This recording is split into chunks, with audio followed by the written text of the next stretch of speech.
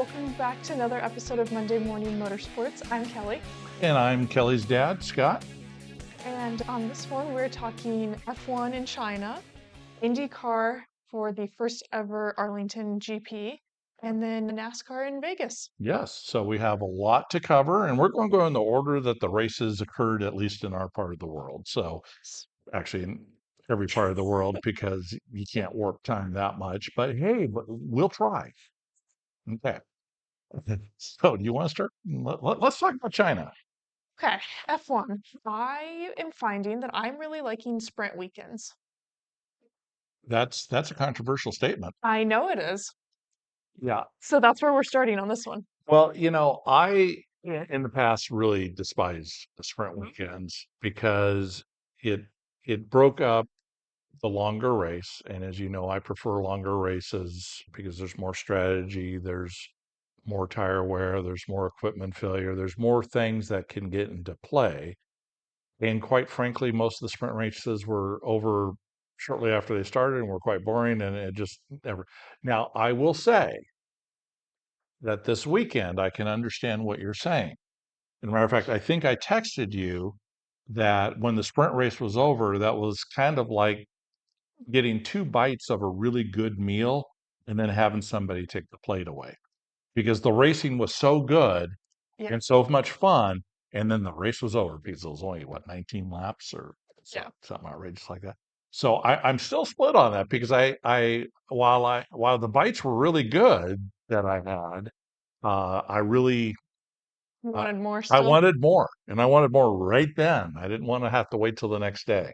So something that I like about sprint weekends, and this was especially true a few years back when Red Bull was dominating, is I felt like it gave the teams that were way ahead of everyone else less time to perfect things that weekend. True. And True. so I felt like as a whole, it made those weekends more competitive. Was Max Verstappen still going to run away with the thing? Yeah, probably. But it was at least a little closer, particularly for that Saturday race. Right. And I feel like that still is kind of in play, that there's just less time to dial in. And so it makes the really good cars a little less really good, I feel like. True. And then there are some teams that historically, but not so much this year so far, like Haas, that usually when they first arrive aren't very good, but by the time they got to qualifying, they were a decent mid-pack team. But They showed up. they showed up, and they're showing up better this year, and obviously they're doing quite well. So, like I said, I thought the sprint race was a couple bites of a really good meal. And then we had the drama of qualifying for the main race. And George Russell was stuck in the garage until right up to the last minute. And we weren't sure if he was going to get a lap in. Was he going to be starting 10th? It turns out he was able to get a lap in, but he wasn't able to nip his teammate and had to start second. And not as good of laps as he had been doing. No, no. No. And then I'm skipping along fast Yep. because we got three races to cover. Go on. But we had four cars that didn't start the race. That was my next note, was we had a lot of mechanical issues still for the second or second and a half, depending on how you want to count it, Yeah. race, and I expected that in Australia. I thought it'd be a little better than this It was actually worse than Australia. by race Yeah. 2, but to have 4 that did not start and then another 3 that did not finish due to mechanical issues. This is not because they're wrecking out in the middle of the race. Correct. This is stuff is breaking. Yes. Yes. That's a lot of cars out of the field. Well, and while Mercedes has been by far the strongest team, three of the teams that didn't start had Mercedes engines in them. Right. And I understand it had a lot to do with the electrical side of things and the battery side, but if those gremlins might hit Eventually. Mercedes Mhm. on a weekend, that could really hurt their constructors championship chances as well as the drivers championship chances. I think that the Ferraris have been by far the most reliable of the cars, knock on wood. Don't say it's our year yet. We're not far enough in. But Ferrari's been doing well with their engine. You've had Haas with the Mhm. Ferraris. You have Cadillac with the Ferrari. Now, Cadillac's not fast, Yeah, but they're other than Bottas breaking down at Australia, but he was well into the race at that point. mm, Um, the Ferraris have done quite well. mm, We won't talk about Aston Martin and Honda and literally shaking to death the drivers. yeah. While we talked off camera briefly about it, the fact that it looks like a couple races in April are going to be canceled. That's They actually going to be officially were yeah, canceled. unfortunately, that's a godsend for Aston Martin Mm. because I was wondering how happy are some of these teams secretly that they're going to get basically a month off between yeah, Suzuka going to Miami. yeah. Well, and if you remember a couple of years ago, McLaren started terribly, and then all of a sudden they were competitive. Yeah, So a lot brought the can right happen upgrades. in a couple weeks off Hmm. as far as development, upgrades, engine changes, all that, as far as tuning and computer Hmm. stuff, not the engine itself stays the same because you're using the supplier's engine. But nonetheless, they Hmm. went from Nowhere. nowhere to competing for the championship that year and then winning it the following year. So I don't count Aston Martin out yet, but boy, Mm. Williams is another one that I feel like could use this break yes. because, again, it's a Mercedes powered team, but hasn't showed up Well, in and the way that I think anyone from that team was hoping and expecting after last year. and like me, they're fighting with overweight problems in the car, and so um, that gives them some more time to engineer out some of that weight. If only it was that easy, right? Yeah, if only it was that easy. So let's get to the race itself. Mhm. My first note was Colapinto P6 and then Colapinto P2. But every time he kept moving up, I was like, wow, I didn't think this was going to happen today, but here we are. Points finish for him. Which finished for him, and what I was struck by was how much Charles Leclerc and Lewis Hamilton were fighting side by side, seemingly almost every lap Yeah, for that final podium position. yeah. And great racing. I mean, I'm not sure we're crazy about the gimmicks as far Mhm. as the charging of the batteries and whatnot. However, the changes in the aerodynamics and because of some of this, you're seeing passes occurring where you never saw them before, or at least not in the last 10 years. It used to be I wait for the DRS straightaway and I pass them going into the next corner after the DRS Right. straightaway. Now you have passing going on all over the track. Mhm. And sometimes it's because somebody's recharging. Sometimes it's because somebody is using boost. Sometimes it's just because somebody made a minor mistake and they're able to jump on that mistake and make a pass. And so there the racing is far more entertaining so far this year Yeah. than the last 5 years, if you ask me, other Mhm. than the year that Lewis Hamilton and Max Verstappen went down to the last race for the championship. Or 21. not even that was necessarily the racing was exciting. The points race was exciting, but not necessarily the racing that going on the track was Yeah. terribly exciting. I also made notes, Ollie. Ollie Bearman, Yes. uh, Having another good performance. yes, P6, correct? Something like that. Something like that. Yeah. So we're having a little printer P5. problem here, and so we don't have the results directly in front of us, but I'm pretty sure that was what it was. And to have them, I think, fourth in the constructors championship right now is really good. He And was fifth.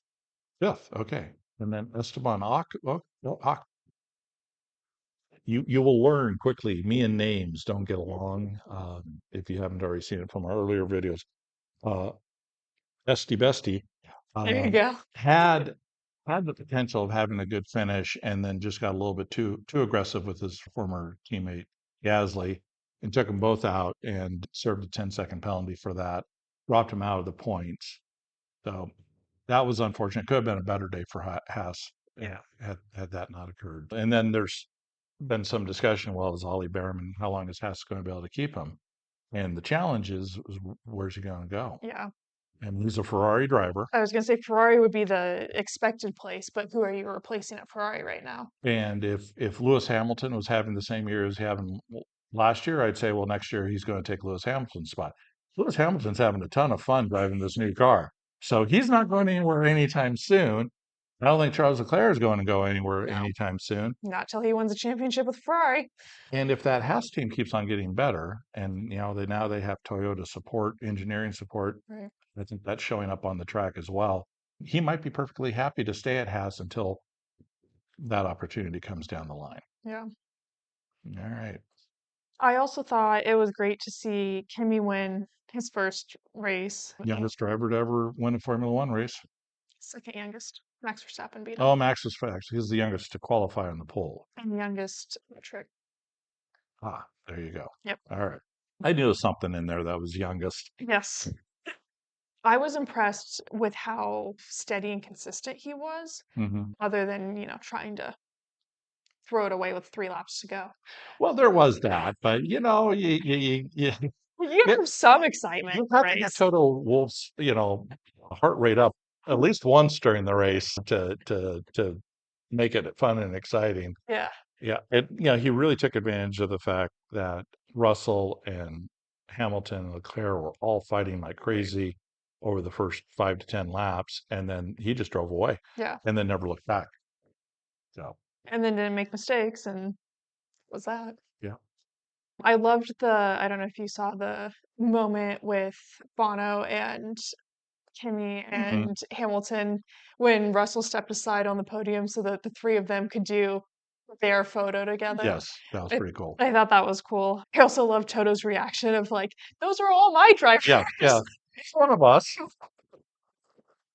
All three of them, they're mine. I mean, I know he's in red now, but that's my driver. That's my driver. Yeah, no, absolutely right. Absolutely right. So I think for me, this was my race of the weekend. If I had to pick one to Yes, watch the whole thing in its entirety, this would be the one. this was the Yeah, one for me. easily.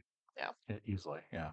Well, then let's move on to IndyCar? IndyCar and the streets of Arlington, Texas race. Yes. And first time that they've been there, Hmm. it was raced around the Dallas Cowboys Stadium And the Rangers Stadium. and the Ranger Stadium, yes, and had the longest straightaway of the season that they're going to race on. Just under a mile. Yes. And I was struck by two things. Okay. Number one, and this is from the race, number one, how bad the Andretti pit stops were. And number two, the fact that Andretti still ended up, in spite of that, with 3 cars in the top 5. So last week, I made a comment about how Andretti, other than Kirkwood, just can't get a race result. It can't put the whole thing together. And Yep. this was like, okay, finally, all 3 drivers got a result. Yes. Everyone finishing top 4. It all kind of came together, despite the fact that they tried to throw it away multiple times Multiple times. for multiple of their drivers. Yes. Yeah, they all got to share in the fun. Yeah, and this is a carryover from last year. I remember at least a couple of times Colton Herta would be having a good race, and then something would happen on pit road, and Yeah. that ruined the race for him. And so this has been an ongoing issue. I'm a little surprised that they haven't cleaned it up more in the off season. That's something that I would have expected from an organization that's that big and Yes. advanced and all of that. So again, like Kirkwood has been this bright spot for that team. Bringing in Power was a big move. Yeah. We need to give him more time to see how that's going to develop. Glad for him that he got a result finally. Yes. But they tried to drive him, send him out right into another car that was coming into its pit Yeah. instead of holding them Yeah. for the release. So I'm still not totally sold on how Andretti is going to be this season. Yeah. I will say that Kirkwood was by far the best driver and car combination out there. And he seems to specialize in street courses. Yeah. Most of his race wins have come on. Yes. I think something like 4 out of 5. Yeah. So that was well suited to him.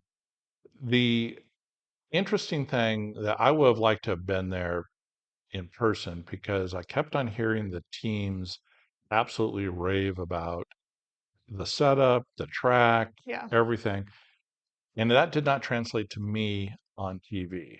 Yeah. I thought there were some stretches of the track that were wavy and bumpy, and you could see the cars, and they, particularly during practice before they got kind of figured out, they would lock up during those, and it would be lock up, off, Right. because they didn't have a smooth section of the track to run on in certain areas. Other parts of the track were great. Don't Hmm. get me wrong.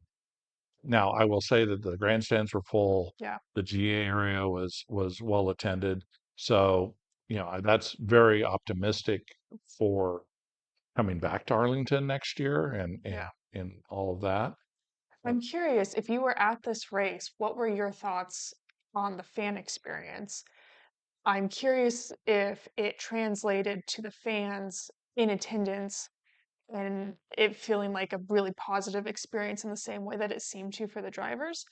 Sometimes new venues have growing pains, and I'm curious on the fan side of things, how did this actually show up? yeah. And they even moved the race up an hour because of the high wind situation that was occurring. And still, even with an early start, the grandstands were full, Yeah. which is great to see. And so I didn't, it was interesting to watch the different tire strategies. Hmm. They're required to use the soft tire twice Right. during the race. But quite frankly, Kirkwood was so good Hmm. that there wasn't a lot of drama, and they didn't spend as much time as I thought maybe the coverage could have on maybe some mid-pack fighting that Yeah. may have been going on. I really don't know because the visibility really wasn't there for some of that action. Yeah, I wondered about that as well because I felt like there weren't as many passes as I thought that there would be. And I don't know if that's because the broadcast focused on the front of the field and we weren't seeing the back. Because I know like Lundgaard was someone that I was keeping an eye out on. Didn't qualify very well, but didn't qualify super great in St. Pete either, and came home with podium there. He's much better on road and street courses than he is on ovals. I was kind of wanting to see how he'd bounce Yeah. back from Phoenix, and he ended up P7, so not terrible. But But obviously, that required some passing to happen. Some of that's strategy, right, but I didn't see a lot of what he was doing. And then Dixon was the other one who did a four-stop race and finished P8. And again, didn't see a lot of what he was doing to come from virtually the back of the field to right. make that happen. So there is some of that that made me wonder if you were there in person, where you kind of like when we were at Phoenix, that you could see these things going on that the broadcast maybe wasn't necessarily showing. And there's a lot of criticism after the Phoenix broadcast, and yet that race set a record for most passes throughout the field at Phoenix. It was like over 500 passes. And so We we had a great appreciated time that. because we Yeah. were there. However, I have a feeling people on TV might have missed something. I think we missed some stuff on watching on TV this weekend. So when it comes to, should you watch the DVR of this or or the entire replay, or should you just watch the highlights? I'd go with the I'd go highlights. highlights on this one too. Yeah. There wasn't a caution until 5 laps to go Yeah. in the race. And not that cautions, but cautions force strategy and Mhm. tighten up the field and do those kinds of things. And of course, it led to immediately another caution. I was surprised actually how clean it was and Mhm. how long we went without having a caution in this I race. was fully expecting, probably First four. lap carnage. Well, early on in the race, and maybe 4 or 5 throughout the race, Yeah. because street courses are really punishing Yeah. because there's no margin for error. And it's a new one, so Yes, you don't have any real life experience other than what they've been doing on The Sims. right. Exactly.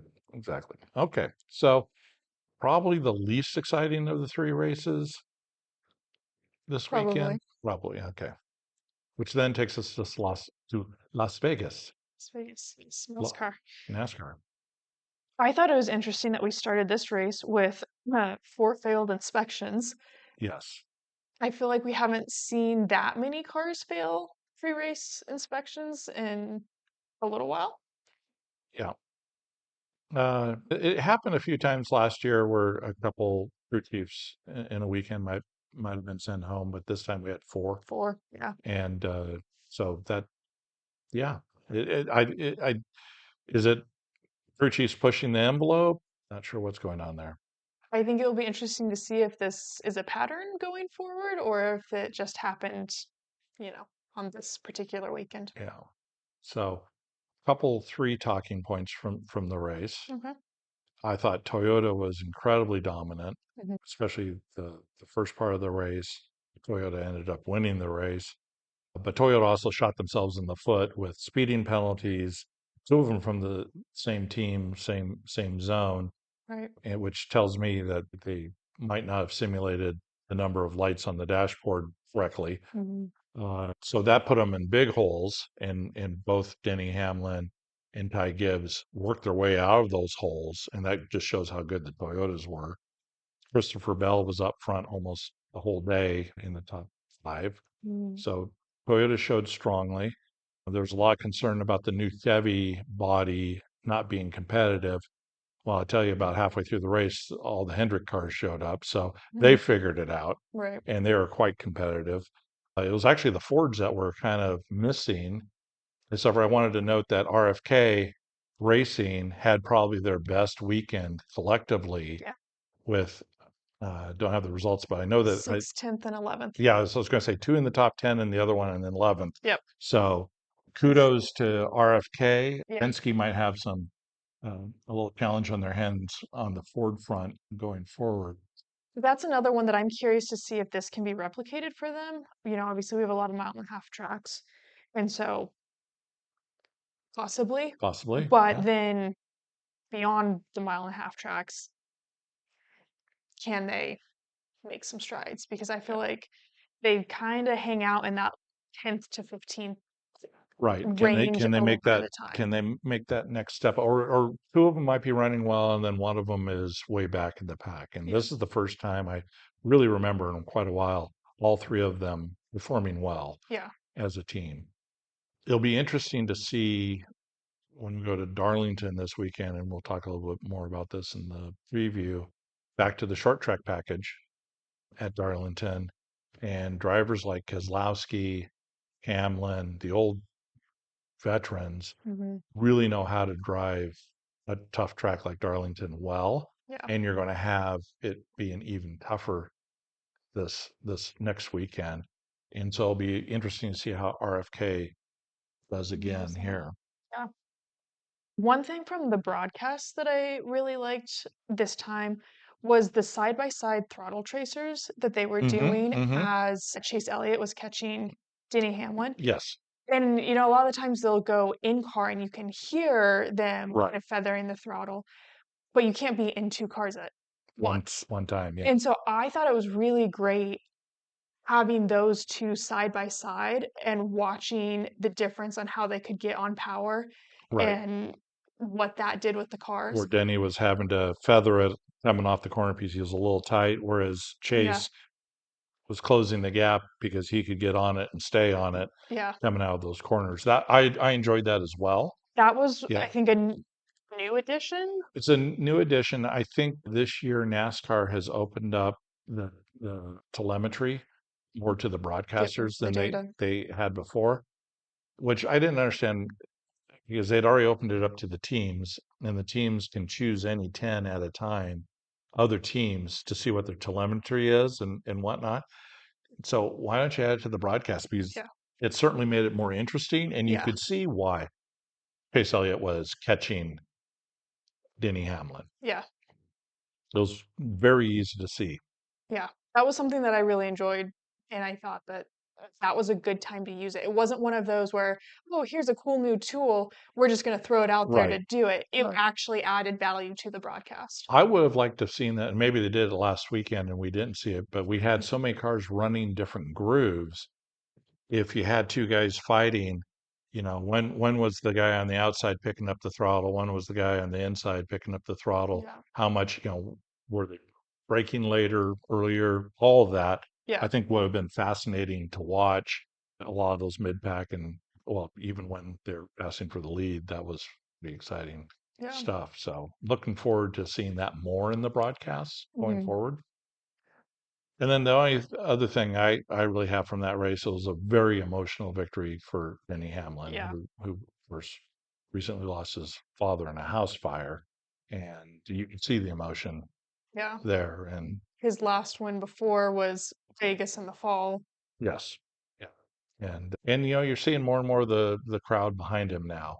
That is one of the things, because we've been going to Phoenix for the last several years, that I feel like I've really noticed is that crowd shift in support for Denny Hamlin has Yes, been dramatic from yeah, a few from years. 90% booze and 10% applause to you know maybe it's 60% of people are applauding and the rest are just kind of quiet.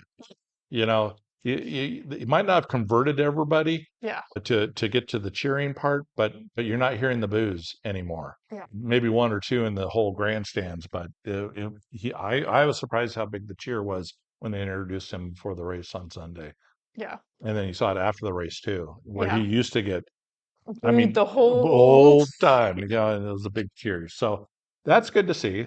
Yeah. There is redemption in this world. So then the question becomes, who's the next villain going to be?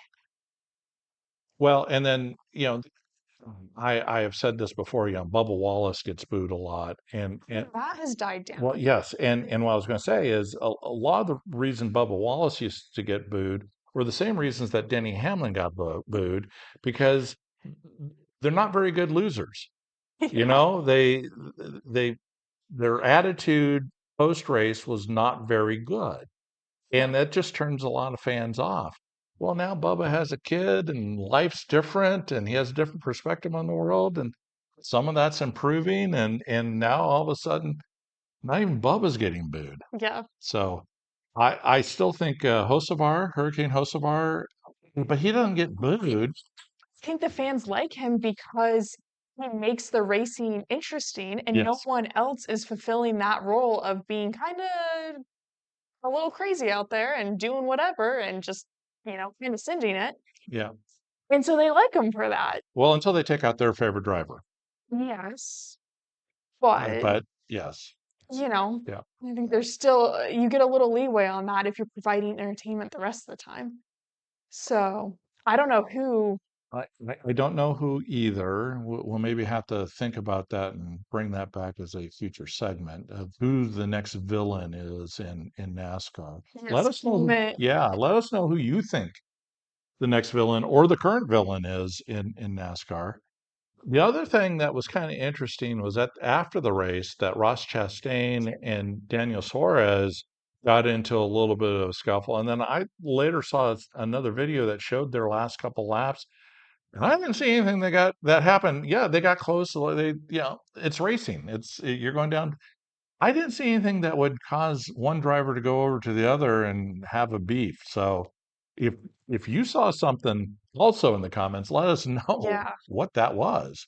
that made me wonder if there was more friction at Trackhouse when they were both there Could than be. they let on, and now it's allowed to come out. Yeah. Yeah. I did find it interesting that one of Ross Chastain's very large crewmen just kind of stood there and then just kind of gave the look like, we don't really want to do this. You know? We have other things to do. Let's pack it up and move to let's the next track. let's just call it good right now. So Yeah. every team needs an enforcer. So I Right. think Formula One was probably the best race. Mhm. NASCAR was the second best race, and then IndyCar. Yeah. Yeah. So we'll come back later this week for the preview of next week's races, Yep. next weekend's, and we'll go from there. We'll have the Foolish Fathers bets. We hope. Yep. We've had trouble getting together on midweek for that particular show, so we're really planning on doing that this time. So, any other closing thoughts? I don't think so.